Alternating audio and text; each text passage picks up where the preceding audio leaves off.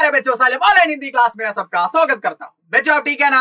എല്ലാവരും സെറ്റ് അല്ലേ? യെസ്, വളരെ പ്രധാനപ്പെട്ട ഒരു ചാപ്റ്റർ ആണ് ബച്പൻ അല്ലെ. ബച്പൻ എന്നുള്ള മനോഹരമായിട്ടുള്ള ഒരു ചാപ്റ്റർ അല്ലെ. ബച്പൻ എന്ന് പറഞ്ഞാൽ ചൈൽഡ്ഹുഡ് അല്ലെ. സെറ്റ് അല്ലേ മക്കളെ? യെസ്, അതിലൊരു ചോദ്യം നമുക്ക് നോക്കാം. എന്താണ് ചോദ്യം? लेखिका ने इस संस्मरण में सर्वर के माध्यम से अपनी बात बताने की कोशिश की है, लेकिन सर्वर का कोई परिचय नहीं दिया है.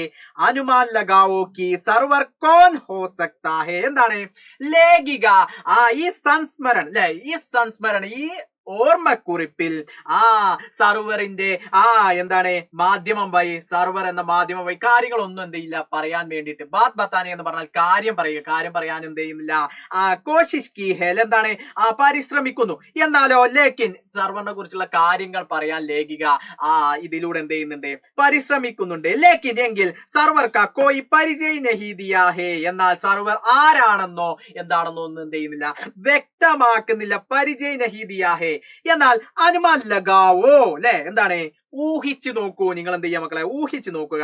സർവർ കോൻ ഹോ സക്താ ഹേ അല്ലെ, എന്താണ് സർവർ ആരായിരിക്കും അല്ലെ, സർവർ ആരായിരിക്കും എന്നുള്ളതാണ് നമ്മൾ എന്ത് ചെയ്യേണ്ടത്, ഐഡന്റിഫൈ ചെയ്യേണ്ടത്. അപ്പൊ എങ്ങനെ നമുക്ക് കണ്ടെത്താം, എന്താണ് അതിന്റെ മറുപടി എന്ന് നമുക്ക് നോക്കാം അല്ലെ. എന്ത് നമുക്ക് പറയാം, ലേഖികാനെ ഈ സംസ്മരൺ മേ സർവർ കെ മാധ്യം സെ അപ്നി ബാത് ബതാനെ കി കോശിഷ് കി ഹേ.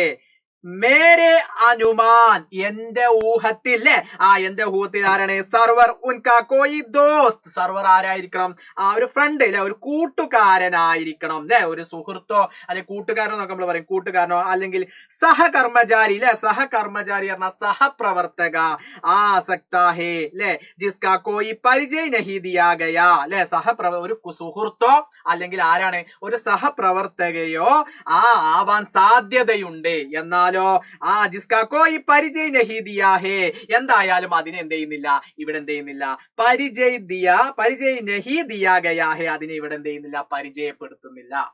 അപ്പൊ ആരാണ് സർവർ അല്ലെ, ഇവിടെ ഒന്നെങ്കിൽ കൂട്ടുകാരനോ അല്ലെങ്കിൽ ആരാണെന്നാ പറഞ്ഞിട്ടുള്ളത്, യെസ് സഹപ്രവർത്തക അല്ലെ, ഇതിലേതോ ഒന്നാണ് എന്ന് എന്ത് ചെയ്യുന്നുണ്ട്, അനുമാനിക്കാം അല്ലെ. പക്ഷെ എന്താണ് ഇവിടെ എന്ത് ചെയ്യുന്നില്ല, അത് പരിചയപ്പെടുത്തുന്നില്ല. ഇത്തരത്തിൽ നമുക്ക് എന്ത് ചെയ്യാം, ആ ചോദ്യത്തിന് ഉത്തരം ബച്പൻ എന്ന ചാപ്റ്ററിലെ വളരെ ഇമ്പോർട്ടന്റ് ആയിട്ടുള്ള ചോദ്യമാണ്. ഇത് നമുക്ക് എന്ത് ചെയ്യാം, ഇത്തരത്തിൽ പറയാം.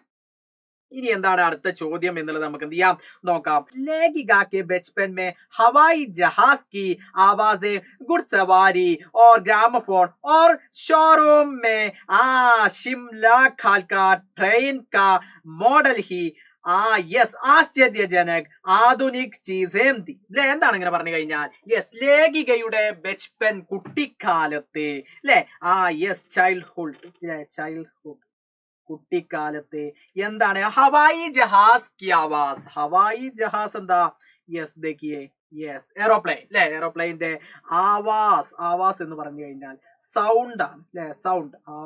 ആവാസ് എന്ന് പറഞ്ഞു കഴിഞ്ഞാൽ സൗണ്ട് അല്ലെ, സൗണ്ട്. ഹവായി ജഹാസ് അല്ലെ, യെസ് വിമാനത്തിന്റെ സൗണ്ട്. അതേപോലെ കുതിരസവാരി അല്ലെ, കുതിരസവാരി. അതേപോലെ ഗ്രാമഫോൺ, നോക്കൂ ഗ്രാമഫോൺ അല്ലെ, ആധുനിക കാലത്ത് അല്ലെ, ഗ്രാമഫോൺ ഒന്നും കൂടുതൽ പേർക്കൊന്നും അറിയില്ല. നിങ്ങൾ കണ്ടപ്പോ, ചിത്രം കണ്ടപ്പോ നിങ്ങൾക്ക് ചിലപ്പോ നിങ്ങൾ പരിചയപ്പെട്ടിട്ടുണ്ടാവാം.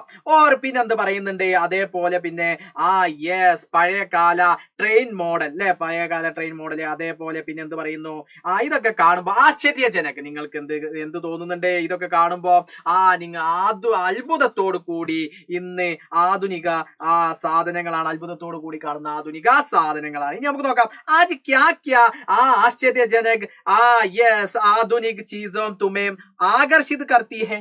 എന്താണ് ഇവിടെ ചോദിച്ചിട്ടുള്ളത്, എന്താ ഇന്ന് അല്ലെ, ഇന്ന് നിങ്ങളെ ആകർഷിക്കുന്നില്ലേ ഇത്തരം കാര്യങ്ങളൊക്കെ. അപ്പൊ ഇന്ന് നിങ്ങളെ ആകർഷിക്കുന്ന ഇത്തരം കാര്യങ്ങള് ഉൻകെ നാം ലിഖേ, ഇത്തരത്തിലുള്ള വസ്തുക്കളുടെ പേര് ഇത് ഇന്ന് നിങ്ങളെ ആകർഷിക്കുന്ന. ഇപ്പൊ ഉദാഹരണം പറഞ്ഞ എയറോപ്ലെയിൻ, അതേപോലെ കുതിരസവാരി അല്ലെ, ഗ്രാമഫോൺ, ഇതൊക്കെ കാണുമ്പോൾ നിങ്ങൾക്കൊരു ഒരു ആകർഷണീയത അല്ലെ, കണ്ടോ, ഒരു അത്ഭുതമൊക്കെ നിങ്ങൾക്ക് തോന്നാറില്ലേ. യെസ് ഇതേപോലെയുള്ള ഒരു അത്ഭുതത്തോടു കൂടി നിങ്ങൾ ഇത്തരം സാധനങ്ങളൊക്കെ എന്ത് ചെയ്യും, നോക്കി കാണും അല്ലെ.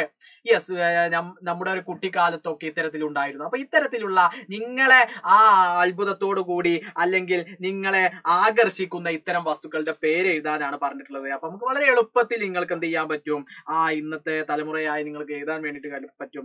എന്താണ് വർത്തമാൻ മേ മുജേ അല്ലെ, അതായത് വർത്തമാനകാലം ഇക്കാലത്തെ മുജേ അല്ലെ, എനിക്ക് എന്താണ് ഡിജിറ്റൽ ഘടി അല്ലെ. നോക്കൂ ഡിജിറ്റൽ ഘടി എന്താ, യെസ് വാച്ച് അല്ലെ വാച്ച്. അതേപോലെ പിന്നെ നമുക്ക് പറയാം യെസ് മെട്രോ ട്രെയിൻ. നോക്കൂ മെട്രോ ട്രെയിൻ കണ്ടോ മെട്രോ ട്രെയിൻ. അതേപോലെ പിന്നെന്താണ് മിസൈൽ. നോക്കൂ ചിത്രം നോക്കൂ, എളുപ്പത്തിൽ നിങ്ങൾക്ക് മനസ്സിലാക്കാൻ വേണ്ടി സാധിക്കും. മിസൈൽ അല്ലെ. അതേപോലെ ബുള്ളറ്റ് ട്രെയിൻ അല്ലെ, ബുള്ളറ്റ് ട്രെയിൻ നിങ്ങൾ കാണുന്നുണ്ടാകും. അതേപോലെ മൊബൈൽ ഫോൺ അല്ലെ, മൊബൈൽ ഫോൺ ഇന്നും ഒഴിച്ചുകൂടാനാവാത്ത അവിഭാജ്യ ഘടകമാണ് നമ്മുടെ ജീവിതത്തിൽ നിന്ന് മൊബൈൽ ഫോൺ അല്ലെ. ഇത്തരത്തിലുള്ളതൊക്കെ ആകർഷിത് കർത്തി ഹേ അല്ലെ, ആകർഷിത് കർത്തി ഇത്തരത്തിലുള്ള സാധനങ്ങളൊക്കെ നമ്മൾ എന്ത് ചെയ്യുന്നുണ്ട്, യെസ് ആകർഷകമാക്കുന്നുണ്ട്. നമ്മൾ ആകർഷിക്കുന്ന വസ്തുക്കളാണ് ഇവിടെ എന്ത് ചെയ്തത് ഈ ഉത്തരത്തിലൂടെ നമുക്ക് പറയാൻ വേണ്ടിയിട്ട് സാധിക്കുന്നത്. എളുപ്പല്ലേ? അപ്പൊ ഇത്തരത്തിൽ എന്ത് ചെയ്യാൻ പറ്റും, നമുക്ക് ഉത്തരം കണ്ടെത്താൻ വേണ്ടിയിട്ട് സാധിക്കും. ക്ലിയർ ആണോ? യെസ് റെഡി ആണോ മക്കളെ? യെസ്. അപ്പൊ അടുത്ത വീഡിയോയിൽ നമുക്ക് വീണ്ടും കാണാം. അഗ്ല വീഡിയോ में फिर मिलेगा. सबका बहुत बहुत शुक्रिया. बाय.